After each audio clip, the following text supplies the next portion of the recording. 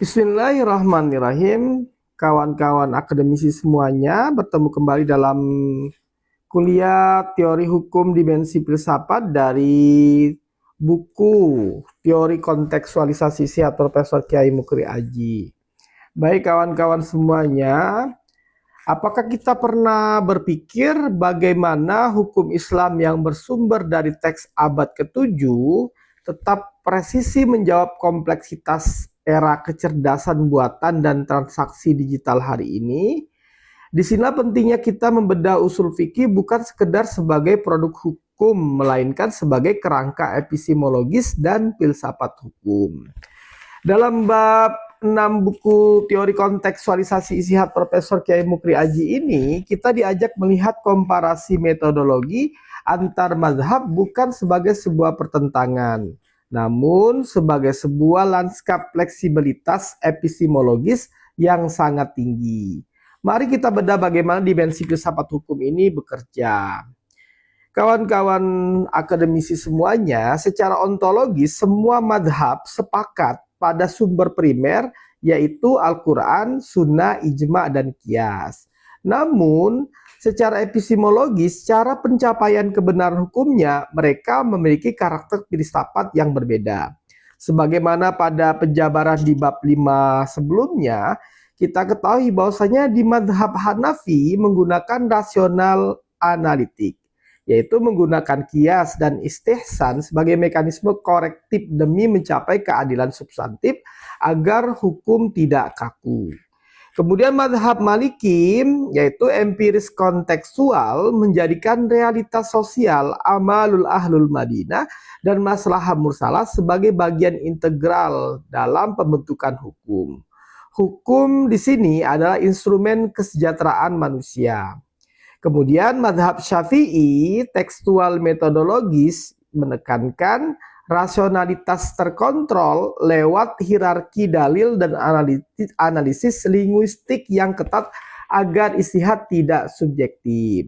Kemudian madhab Hambali yaitu tekstual kontekstual berangkat dari tekstual murni namun berevolusi lewat Ibnu Taimiyah dan Ibnu Qayyim menuju integrasi maqasid syariah yang sangat adaptif. Dari aspek filsafat hukum, variasi penggunaan sumber sekunder ini membuktikan bahwa hukum Islam sejak awal didesain dinamis dan tidak bebas nilai melainkan berorientasi pada kemaslahatan atau jalbul masalih. Baik kawan-kawan akademisi semuanya, lantas di mana letak kebaharuan atau novelty dari teori yang digagas oleh Profesor Kiai Mukri Aji ini? Di sini letak kelompatan filosofisnya. Profesor Kiai Mukri Aji memandang pluralitas metodologis klasik tersebut bukan sebagai komparasi akademik yang pasif atau sekedar menonjolkan perbedaan. Beliau menggagas teori kontekstualisasi sihat yang integratif. Bagi Profesor Mukri Aji, persoalan hukum modern itu multidimensional dan sangat kompleks. Kita tidak bisa lagi terjebak pada fanatisme satu metodologi yang kaku atau formalistik.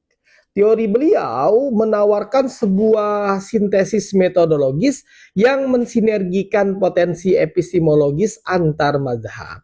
Jadi beliau berupaya melakukan sinergitas antar pandangan mazhab yang 4 tadi.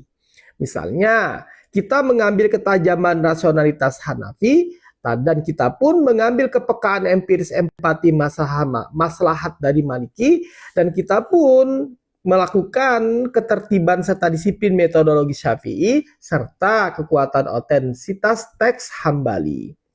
Profesor Kiai Mukri Aji menegaskan bahwa fleksibilitas ini bukan berarti kebebasan tanpa batas. Integrasi ini harus tetap berada dalam koridor usul fikih yang sah guna menjaga legitimasi dan otoritas wahyu, namun dioptimalkan secara dinamis sesuai tuntutan zaman. Baik kawan-kawan semuanya, apa kesimpulan dalam dimensi filsafat hukum dari buku ini? Teori kontekstualisasi Isihat Profesor Kiai Mukri Aji ini membuktikan bahwa Pluralitas metodologis bukanlah kelemahan, melainkan kekuatan internal hukum Islam. Hukum Islam mampu mempertahankan agar tradisinya yang kokoh sekaligus melenting secara adaptif dan responsif terhadap perubahan sosial.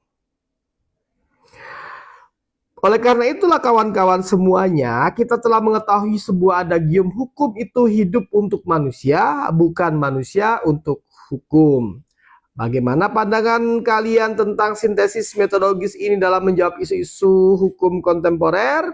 Apakah memang teori kontekstualisasi istihad Profesor Kiai Mukri Aji masih relevan dengan kondisi kita pada saat ini? Selamat mendiskusikannya. Salam literasi.